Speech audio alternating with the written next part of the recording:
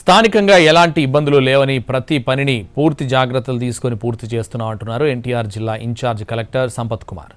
విజయవాడలో పరిస్థితి స్థిమితపడిందంటున్నారు.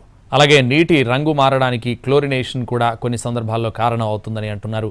జగ్గయ్యపేట విషయంలో ప్రత్యేక అధికారులను అక్కడ పెట్టామని, ప్రతి క్షణం మానిటరింగ్ ఉంటోందని చెప్తున్న ఇన్ఛార్జ్ కలెక్టర్ సంపత్ కుమార్తో మా ప్రతినిధి రామ్ ఫేస్ టు ఫేస్. కాలుష్యం వల్ల డయేరియా వ్యాధి ప్రబలడంతో అలాగే చాలా మంది మరణాల బారిన పడుతున్న పరిస్థితి అయితే ఉంది. అయితే విజయవాడలో కూడా గత 2 నెలల క్రితం అటువంటి పరిస్థితి చూసాం, నిన్న జగ్గయ్యపేటలో చూసాం.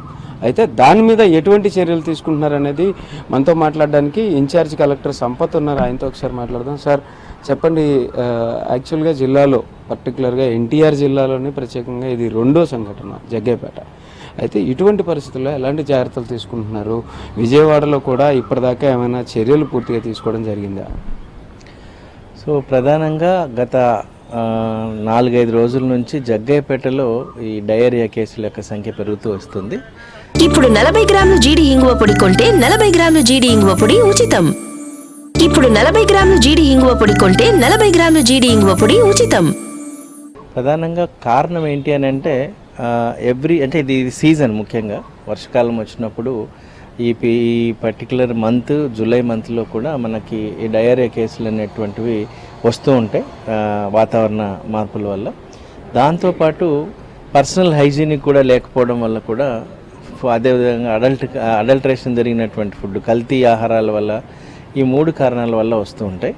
అయితే పర్టికులర్గా మనం జగ్గయ్యపేట కానీ విజయవాడ కానీ మనం గమనించినప్పుడు, ముఖ్యంగా జగ్గయ్యపేటలో అయితే ప్రతి సోర్స్ కూడా వాటర్ని మనము ఎక్కడి నుంచి వాటర్ తీసుకుంటున్నామో అక్కడ టెస్టులు చేయించాం. అయితే విజయవాడలో ఉన్న ఇన్సిడెంట్లో కూడా ఇప్పుడు మీరు చెప్పిన సేమ్ వాటర్ లీకేజ్ పాయింట్స్ యాక్చువల్గా ఏంటంటే ఎక్కడెక్కడైతే ట్యాప్స్ని టైట్ చేస్తారో వీటి నుంచి వచ్చేది, దాని మధ్యలో జాయింట్స్ని టైట్ చేసే దగ్గర లీకేజెస్ ఉంటున్నాయి. అవి వాన పడినప్పుడు ఆ లీకేజెస్లో నుంచి ఆ వాటర్ వెళ్ళడం వల్ల కూడా మాకు ఇబ్బంది అవుతుంది. పైనుంచి వస్తున్న దాన్ని కిందకి కంట్రోల్ చేయడంలో కూడా కొంత మాకు చేయట్లేదు. ఇది మేము చూడమని చాలాసార్లు కూడా కంప్లైంట్ చేసిన పరిస్థితి ఉందని చెప్పి అక్కడ వాళ్ళు చెప్తున్నారు. దీనికి ఎట్లాంటి పరిస్థితి ఉండే అవకాశం?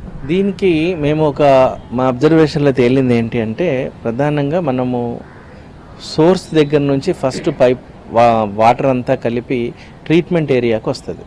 ఆ ట్రీట్మెంట్ ఏరియాలో ట్రీట్మెంట్ అయిన తర్వాత మనం హౌస్ హోల్డ్కి డిస్ట్రిబ్యూషన్ ఛానల్ ద్వారా ప్రతి ఇంటికి మనం కనెక్షన్ ఇవ్వడం జరుగుతుంది. దురదృష్టవశాత్తు ఈ డిస్ట్రిబ్యూషన్ ఛానల్లో టైం ప్రకారం వాటర్ వస్తాయి. అదే మీరు సోర్స్ నుంచి వచ్చేటువంటి పైప్ లైన్లో 24 అవర్స్ వాటర్ వస్తాయి. దీనికి అక్రమ కనెక్షన్లు ఇస్తున్నారు. సో చాలామంది ప్రజలకి అవగాహన కల్పిస్తూ ఉన్నాము. అది అన్ట్రీటెడ్ వాటరు, దాన్ని కనెక్ట్ చేసుకోవడం వల్ల సేఫ్టీ అనేది ఉండదు.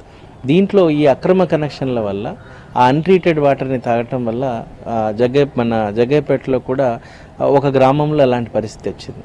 సో ఇది మనం చెప్తున్న వాటన్నిటిని తీసేసి మీరు డిస్ట్రిబ్యూషన్ నుంచి మీరు వాటర్ కనెక్షన్ అనేది తీసుకుంటే అది సేఫ్ అవుతుందని చెప్పి చెప్తూ ఉన్నాం. ఇది ప్రతి చోట ఉంది. సో అందరూ సర్పంచులు కూడా యాక్టివేట్ చేయడం జరుగుతుంది.